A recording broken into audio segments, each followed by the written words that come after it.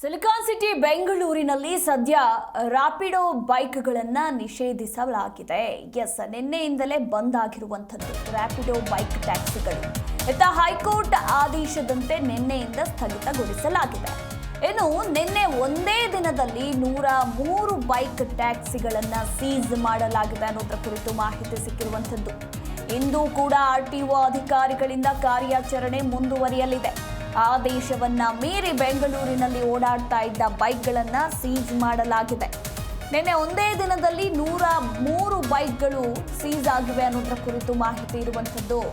ರಾಜ್ಯದಲ್ಲಿ ಅನಧಿಕೃತ ಬೈಕ್ ಟ್ಯಾಕ್ಸಿಗಳ ಸ್ಥಗಿತಗೊಂಡಿದ್ದು, ಇನ್ನು ಆದೇಶವನ್ನ ಮೀರಿಯೂ ಕೂಡ ಸಿಲಿಕಾನ್ ಸಿಟಿಯಲ್ಲಿ ಓಡಾಡ್ತಾ ಇದ್ದ ಬೈಕ್ಗಳನ್ನು ಆರ್ಟಿಒ ಇಲ್ಲಿ ಸೀಸ್ ಮಾಡಿದೆ.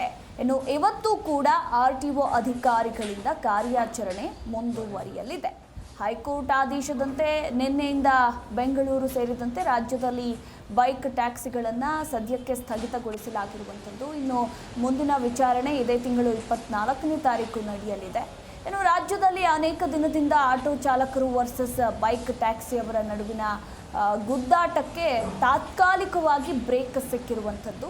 ನ್ಯಾಯಾಲಯದ ಆದೇಶದಂತೆ ರಾಜ್ಯದಲ್ಲಿ ಅನಧಿಕೃತ ಬೈಕ್ ಟ್ಯಾಕ್ಸಿಗಳನ್ನು ಸ್ಥಗಿತಗೊಳಿಸಲಾಗಿದೆ. ಆದರೂ ಕೂಡ ಕೋರ್ಟ್ ಆದೇಶವನ್ನು ಮೀರಿ ಬೆಂಗಳೂರಿನಲ್ಲಿ ಓಡಾಡ್ತಾ ಇದ್ದಂತಹ ಕೆಲ ರ್ಯಾಪಿಡೋ, ಊಬರ್ ಹಾಗೆ ಓಲಾ ಬೈಕ್ ಟ್ಯಾಕ್ಸಿಗಳನ್ನು ಆರ್ಟಿಒ ಅಧಿಕಾರಿಗಳು ಸೀಸ್ ಮಾಡಿದ್ದಾರೆ. ಇನ್ನು ಮೊದಲ ದಿನವೇ 103 ಬೈಕ್ ಟ್ಯಾಕ್ಸಿಗಳನ್ನು ಸೀಸ್ ಮಾಡಲಾಗಿದೆ. ಜೊತೆಗೆ ಇಂದು ಕೂಡ ಆರ್ಟಿಒ ಅಧಿಕಾರಿಗಳ ಕಾರ್ಯಾಚರಣೆ ಮುಂದುವರಿಯಲಿದೆ.